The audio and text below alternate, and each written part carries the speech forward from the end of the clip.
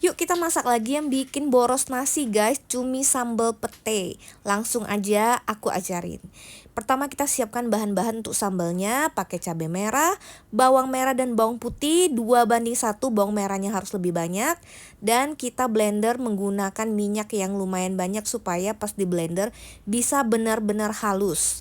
Untuk cuminya kita silet-silet kayak gini, jadi pas nanti dimasak dia tuh cantik bentuknya, silang-silang ya, supaya lebih gampang meresap aja bumbunya. Dan setelah ini kita bersihkan, cuci sampai semua lendir cuminya hilang dan gak bau amis. Nah di sini aku pakai jeruk kecil atau jeruk kasturi yang aku perah ke dalam si cumi supaya cuminya itu nggak amis sama sekali dan tidak perlu dibilas lagi guys. Cukup setelah diperas jeruknya, aku tiriskan saja dan aku aduk-aduk seperti ini. Oke, kita lanjut step penting dimana kita harus oseng cuminya di panci tanpa minyak ya guys. Jadi ini tujuannya supaya si air dari cumi itu keluar, karena kalau kita tidak oseng nanti kita punya sambal bakal jadi basah.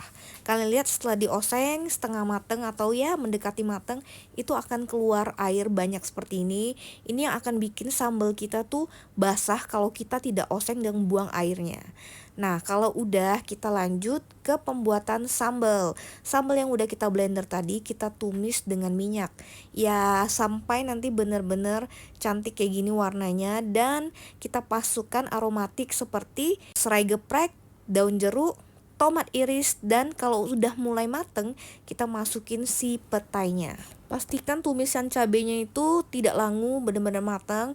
Baru kita mulai masukin bumbu seperti garam, gula, dan kalian jangan lupa koreksi rasa. Aku masukin juga di sini merica ya guys. Aku masak tuh nggak pakai MSG.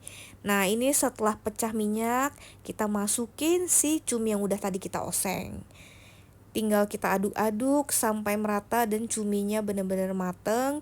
Jangan terlalu lama karena kalau cumi dimasak terlalu lama bisa alot guys. Nah cantik kan cuminya kalau disilet-silet kayak tadi gitu bentuknya. Tinggal kalian santap dengan nasi hangat.